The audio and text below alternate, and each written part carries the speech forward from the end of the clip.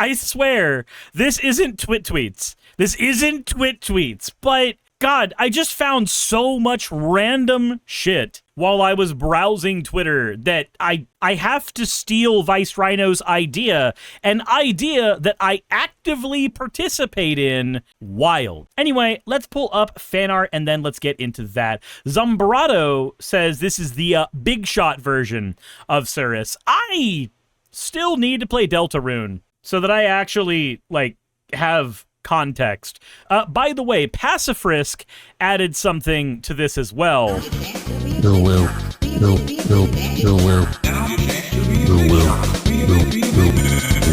So, yeah, apparently that's a thing now. I'm terrified of every single thing that comes through all of y'all's minds. All of you. I literally only just now caught up with the amazing Digital Circus, and now I've got to go fucking play Deltarune finally. I love Undertale. Why haven't I played Deltarune yet? What is wrong with me? God damn it, Gray the Grim. Why? Fine. 50,000 channel points. You? Ooh. There. You got your thing. Fuck off.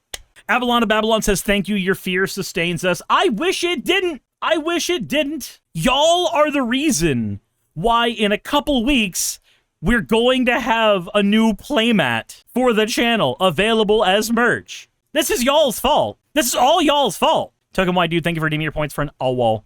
Cowd, thank you for redeeming your points for an Ada. You fucking degen. And Professor Tesla, thank you for redeeming your points for an whoa. Notices your bulge on a bullet. Fuck. Stop says, hey, it's mostly my fault. You're right. You are responsible for 2 of these motherfuckers, and you're responsible for the expanded lore on 1 of these motherfuckers. Lass Arts is responsible for the motherfucker back here, Claudette. Right back. I'm staring at somebody's thighs. Right back this way. Almost Cosmic Lord says, stop with the fucking bullet. No, the bullet can't stop. That's, like, I'm sorry, but that is what bullets do. When they fire, they just kind of keep going. That's what they do. Just like it's my fault for the recent NSFW fan art. Yeah, also thighs. Damn some chonky thighs on Suris. What they lose in chest, they gain in thigh. Anyway, let's go ahead and get to things. I will parry your bullets, TBC and Sonic Frontier style. Token White Dude says, dance, Chester, dance. My God. Anyway, Lauren Chen, noted right-wing propagandist, receiver of millions of dollars from Russia Today, decided to say, instead of cross-sex hormones, why don't we give trans people same-sex hormones? If a male feels like a woman, why not give them testosterone instead of estrogen? Genuine question. First of all, it's not a genuine question. Please look at a single study involving trans people. Just a single study, Lauren, and you would understand why this doesn't work. Because it's not like a person who is trans lacks the testosterone. If they're like an MTF trans person, they don't lack the testosterone. They have the testosterone. It's the testosterone they don't want. What you're suggesting is a form of conversion therapy, where somebody is not able to go through the puberty that they want to go through, and instead is forcing themselves to go through a different one. Making a man feel more like a man seems more logical than making him an imitation of a woman. Yeah, again, it's not an imitation of a woman. Like, trans women are women. Turns out those hormones are the things that signal our bodies to shape themselves and distribute fat and develop the way that we would expect women to. So when somebody is taking that estrogen, that's what they're doing. I'm sorry. Almost Cosmic says, Lauren doesn't give a damn about facts. They want bloodshed. So my friend Vivi, bless Vivi's heart. Vivi's fucking cool as shit. Vivi responded to this going, I can't find the old published studies on this, but some are summarized in links in the next post. Generally, this has been done in the past as a potential cure for homosexuality and others, which included transgender individuals. And it doesn't work to address the dysphoria.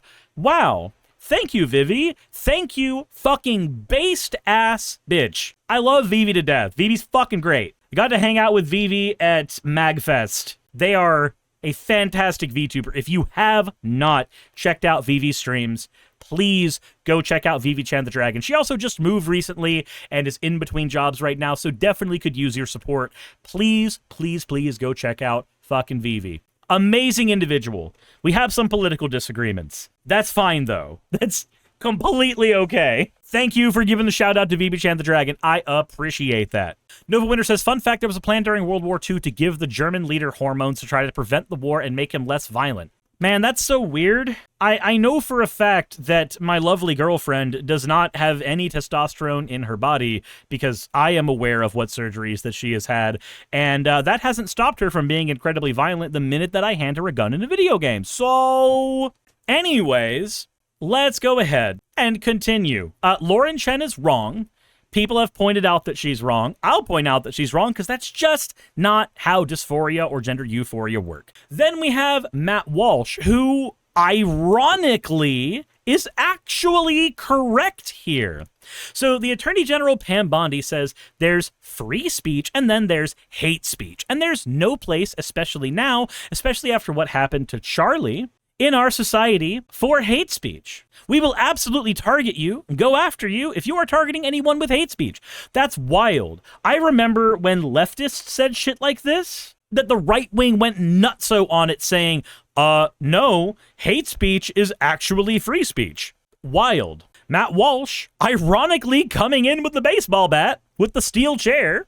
There should be social consequences for people who openly celebrate the murder of an innocent man. But there obviously shouldn't be any legal repercussions for, quote, hate speech. Now, then he says that it's not even a valid or coherent concept. There is no law against saying hateful things, and there shouldn't be. Now, this is really, really weird to me because that's not really the case. We have hate speech laws in other countries, and also where hate speech is concerned, I actually had a recent interaction where a viewer, let me see if I can find it, is it right here? There we go. A viewer of mine, at least I assume a viewer, said, should people be fired for celebrating Charlie Kirk's death? Is celebrating his death a form of free speech or hate speech?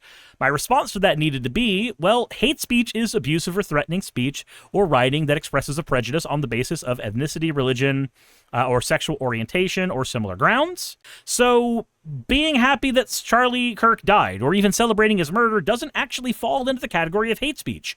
What aspect of Charlie Kirk are you expressing prejudice on? Or are you making a judgment call based on the words he said and the actions he engaged in? These are different things. I then followed up by saying it's also free speech, because, hate speech is protected in the United States, but free speech as a concept only applies to speech made in case of the government, basically. It doesn't protect from employers firing people in at-will states, though.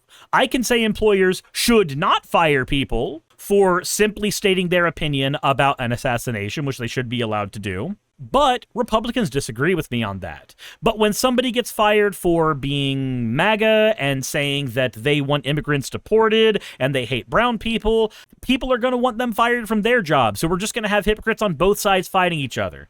This is one of those things that the left actually did a lot of back in the day, getting people fired for their opinions on COVID and vaccines and brown people.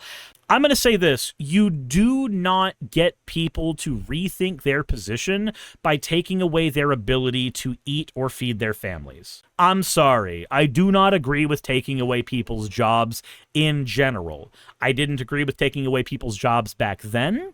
I thought, yeah, if people lose their jobs, that is the price they're paying, that is the social repercussion they're paying, but at that point, the problem is at-will states more than anything. If a job does not want to associate with somebody who is saying those things, you are a representative of the company when you're working with them, I can see a job saying that they just don't want to associate with you. But I don't think that people's ability to feed themselves and their families should be stripped away because of their opinions.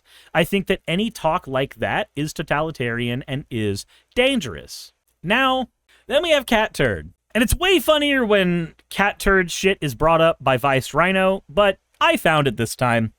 The gruesome video of Charlie Kirk being assassinated has changed my life forever. I don't know how to explain it, but I will never be the same.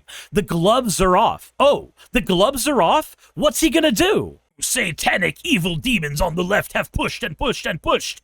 We're not putting up with your Fantasyland bullshit anymore. Unlike you, we're peaceful and we won't do anything illegal. All right, then. Shut the fuck up, pussy. Anyway, moving on to Melissa Tate. Now, Melissa Tate says Democratic Minnesota Representative Melissa Hortman was assassinated by a Democrat who was appointed to the governor's board by Tim Walz. She was likely assassinated for siding with the Republicans and voting against Medicare for illegals. President Trump must point this out. Now, Melissa, I'm sorry, but I have a few statistics to show that you're kind of sort of a moron, and you're just incredibly wrong. But first of all, let's go over some information.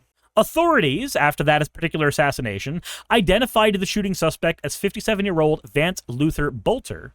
Okay? Conservative influencers like Benny Johnson, Rogan O'Handley, and Mike Cernovich pounced on it, saying that, well, this is a person who got appointed by Tim Walz. Walz, the former Democratic vice presidential nominee, reappointed Bolter in 2019. So 6 years before this happened, to a state board focused on Minnesota's workforce.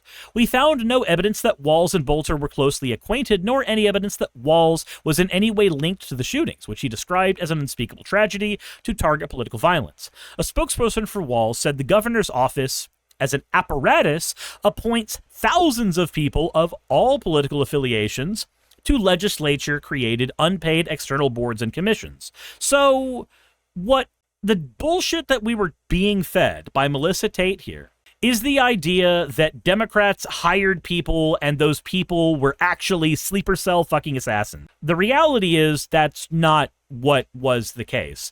The reality is the political affiliations of the assassin were not something that were known in the same capacity then as they are now. This guy was likely reappointed as part of a bulk of reappointments because sitting down for individual interviews with each individual person and doing long, lengthy background checks is not always going to happen when we're talking about the government. Hell, it doesn't always happen when we're talking about regular fucking jobs. Twink Destroyer 69, hello, Twink Destroyer. Would you like to destroy some twinks with me? That came out wrong. Ignore that I said came as well. Anyway, let's go ahead and continue on a little bit. We got stats to show you, but the reason we've got stats to show you is because Ted Cruz here says they don't kill you because you're a Nazi. They call you a Nazi so they can kill you. Political violence is a left-wing phenomenon. Enough is enough. We need to shut it down. Well, Ted Cruz, I apologize that I have to poke a hole in you being a partisan hack. Let's go ahead and point out that when it comes to terrorist attacks in the United States in the last 20 years, there have been an amount of them that have happened from the far left, and there have been an amount of them, a greater amount of them, that have happened from the far right. This is from the Global Terrorism Database. This is from Rachel Kleinfeld. This is from 5 Strategies to Support U.S. Democracy, if you would like to look at the source for this particular bit of data. Then we have something from CSIS, the Transitional Threat Project, showing that targets of United States violent far right and far left terrorist attacks change, but largely neither one of these people have a full-on monopoly on violence. Left and right-wing extremists both target government and military and police an equal amount. They both target demonstrators, though the right targets demonstrators more. When the left gets violent, they tend to target businesses and CEOs and corporations more, but when private individuals are attacked, that is almost uniquely far-right violence. And for any uncategorized violence, the right seems to have more of a monopoly on that than the left. Jassa says, I guess you don't need to know numbers. Yeah, see, that's the wild thing about all this. I'll just show you numbers. And then we have this database I showed before, or this data I showed before, that was compiled by Sock Done Left. If you would like to look at this information yourself, Sock Done Left actually has this stuff on their Twitter. But right has perpetuated 100% of lethal U.S. political assassinations in the last 20 years. But 85% of assassinations in general that were attempted were done by right-wing people, meaning that lefty people were accountable for about 10 or 15% of assassination attempts over the last many years. But, again, when it is lethal, when it is successful, that is almost always on the right.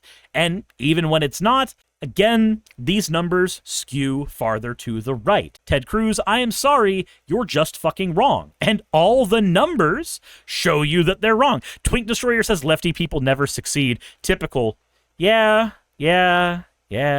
Almost Cosmic Lord says God, Republicans like being wrong and grasping at straws. Yup. And here is another post from Sock Done Left on this saying, for example, take the CSIS terrorism dataset from 2010 to 2020. Leftists killed 21 people, Muslim nationalists killed 95 people, and rightists killed 107 people. Now, mind you, the right wing likely wants to group those Muslim nationalists as all left-wing violence, but that would be terribly inaccurate to do so, because neither political side has a monopoly on religious extremism. Now, then we have another post. This one is not me, like, violently disagreeing with something. This is just me pointing something out. This is a post from @Kiddo saying, bench is covered with spikes that disappear after you pay. Good idea, question mark? Now, obviously, this is a post meant to be bait, but instead of responding to this post on the actual website, I'm going to respond to it here.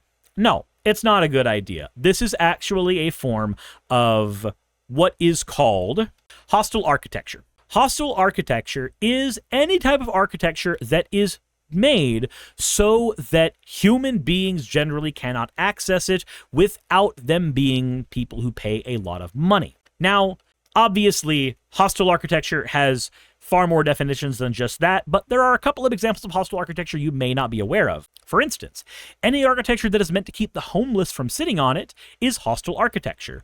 This is one example of that. Homeless people likely don't have the money to spend on trying to keep spikes from impaling their fucking back. Nakibri says that specific art bench was an art piece. Yeah, and art pieces tend to have this lovely ability to make us have conversations about them. But the actual hostile architecture that we usually see out in the wild is not stuff like this bench.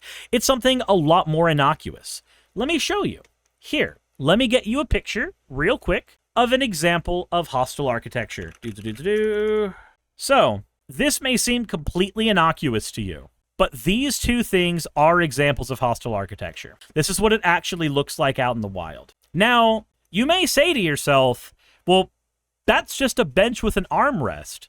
But let me ask you something. How often do you think somebody actually uses that fucking armrest? What do you think the point of these, quote, armrests actually are? Well, they serve two purposes. One, they stop skateboarders from grinding on them. That's a major component of a lot of hostile architecture, is to stop skaters from using them. But one of the other things that hostile architecture is meant to do is to stop homeless people from having places to sleep. They are meant to stop people from going horizontal on them so that people are not able to sleep on them. And that may seem like a good idea to you, but the entire idea is to make more and more places very, very difficult for people to loiter in. The idea that you cannot exist somewhere without there being a fuck ton of money involved. That's an idea that is wild to some people. The idea that you might want to exist somewhere solely for the purpose of existing there. Here's another example of hostile architecture. This bench right here is not very comfy to sit on. And it's meant so that you can rest yourself for a minute or two, but it is incredibly uncomfortable for you to rest yourself for more than a couple seconds. It is meant to keep you moving and never sitting in one place for terribly long. Go to a business or some place where you can spend money. Nakibri says that's not even a bench. You're right, but that's the purpose it's trying to serve. Anyway, we got a tweet from Destiny now, just so you guys know. Lefty streamer Destiny, or liberal streamer Destiny specifically. And this one's kind of funny. Not even gonna lie. For the first time in my life, I'm genuinely scared for my own health and safety. I've endured a lot online throughout my career, but never anything to this magnitude. After seeing the owner of this platform, several members of Congress, and other prominent media figures attacking me online, I'm worried I am now at risk for actually developing brain cancer, after witnessing how fucking stupid most of these people are. Pray for me. You know, I have disagreements with Destiny. But in this one, I 100% agree. Yeah, watching right-wingers melt the fuck down recently, Jesus. It is insane to me, seeing how this shit has happened. But we got more to cover. Let's continue. Matt Walsh, again, going against Pam Bondi, saying get rid of her today after Pam Bondi said if you want to go and print posters with Charlie's picture for a vigil, you have to let them do that. We can prosecute you for it. We have right now our civil rights unit looking at that. And Matt Walsh saying, get rid of her today. This is insane. Conservatives have fought for decades for the right to refuse service to anyone. We won that fight. Now Pam Bondi wants to roll it back for apparently no reason. The employee who didn't print the flyer was already fired by his employer. This stuff is being handled successfully through free speech and free markets. This is now totally gratuitous and pointless. We need the Attorney General focused on bringing down the left-wing terror cells. You know, Matt Walsh can never be correct for more than 85% of a tweet. Once he gets to the left-wing terror cells, I'm sorry, can you find me the left-wing terror cells? Are those terror cells in the building with us right now, my guy? But don't worry. Pam Bondi is being discussed a lot. Here's Kash Patel saying how... Let me go ahead and pull it up right here. And I'll just let you hear his words specifically. Personally direct that investigation so that you would sign such a... Did I personally direct what investigation? Of the Epstein records for any reference to President Trump? Again, you are citing reporting that I think is baseless. We conducted an investigation of the Epstein case files pursuant to the direction of the President of the administration to provide all credible information, and we are working with Congress pursuant to a congressional subpoena to turn over all the documents we can. All individuals. Who at DOJ and FBI was responsible for its drafting and conclusions? Many individuals at the Department of Justice and the FBI are responsible. There was no lead person? The Attorney General leads the Department of Justice, and I lead the FBI. So the Attorney General was responsible for that? The Attorney General leads the Department of Justice. No. Personally direct. So, this is in response to Kash Patel saying that, well, Pam Bondi diverted a bunch of FBI agents to work on different projects while he needed them for other shit. And, of course, here we are. Now, somebody at Grok contexted this, which I never trust the fucking Grok context anymore, because of something that we'll see later. The clip is an edited excerpt from the Senate Judiciary Committee hearing, which was about the Epstein files. Patel denies personally directing a Trump-specified search, calls the reports baseless, and stated that Pam Bondi leads the DOJ efforts pursuant to that instead, throwing her under the bus instead. Okay, cool. So, let's go ahead and continue, because again, Pam Bondi is just being shat on. But Trump on Truth Social. And this is where we get to the weird shit. Trump on Truth Social posted this. Everybody loved Charlie. Now, this is obviously AI generated. It's blurry as shit. I don't think these two other touched faces. I think that Charlie Kirk more likely had his face in a different area where Trump was concerned. But it says, great Charlie Kirk, rest in peace, Shlomo Pearl. Now, here's where we get to some interesting information. First of all, why is the Israeli flag flying behind Charlie Kirk while the American flag is flying behind Donald Trump? That's a very strange detail. That is an incredibly strange detail for me, specifically, to know. And there was somebody who responded to this with the Grok context shit, and Grok basically said that this did not happen, that the vigil the flyer was there for people to see, but the Shlomo Pearl was not there. But if you look at the archive of Donald Trump's actual Truth Social posts, we can clearly see Shlomo Pearl is there specifically.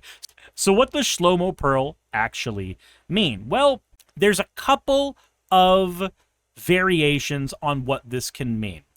And I want to go ahead and throw you guys a bone here. If you haven't seen this shit already, there is a story about a dude named Solomon Pearl, who was young when Nazi Germany was taking over, and basically hid as a Nazi himself. He hid as a country-born German.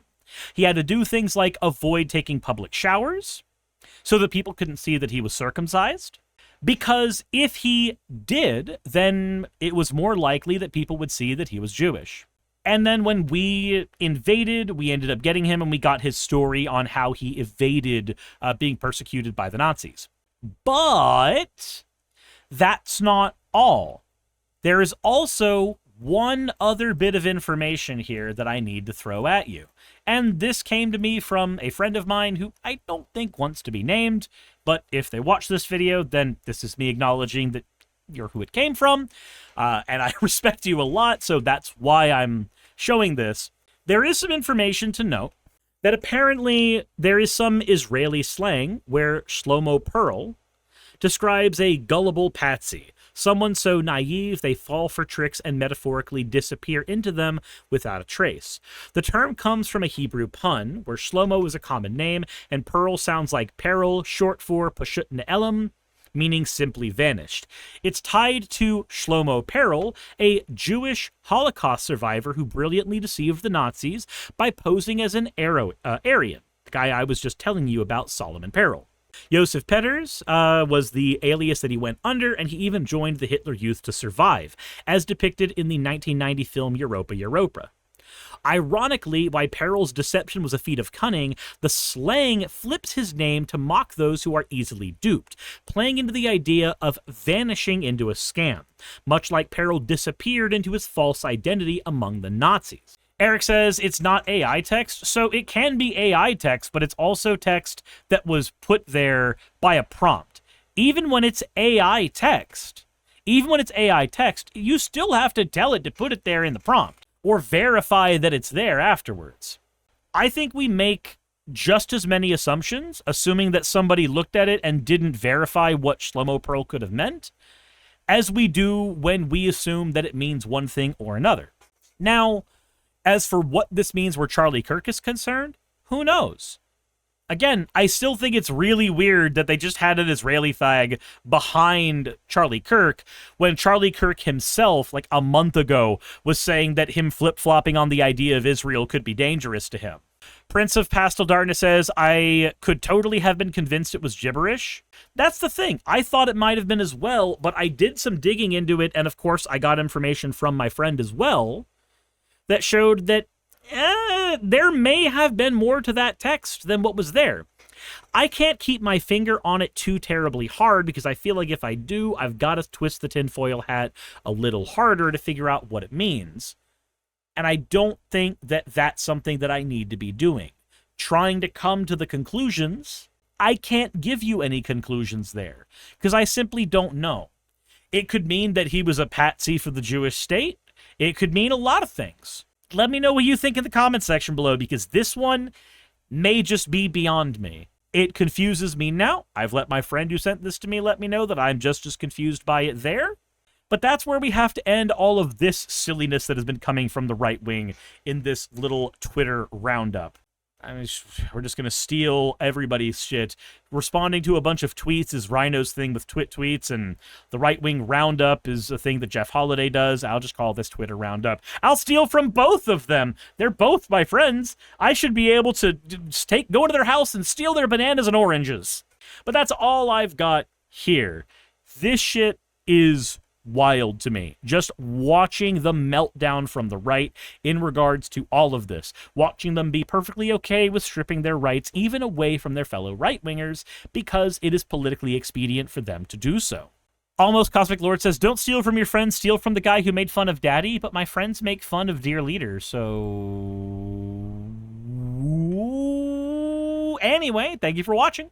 Hey, thanks for making it to the end of the video. I really could not do any of this without all of you. Those of you watching, and especially those of you who support me on Patreon. I wanted to go ahead and take a minute to thank all of you who do that, because with YouTube being what it is these days, I really cannot do this full time without the support from each and every one of you.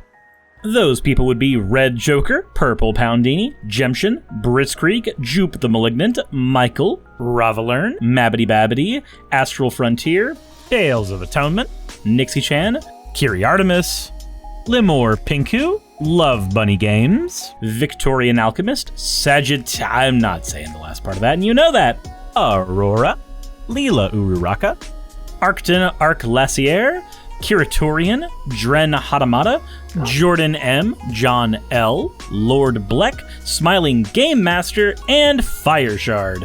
Thank you so very much. But since you're here, why not go ahead and try watching another one? There should be one that's on the screen right now. And if you are a patron of mine, I wanted to go ahead and thank you again for all of your support. There is still a video you could press though, if you'd like. I would appreciate it just a little bit.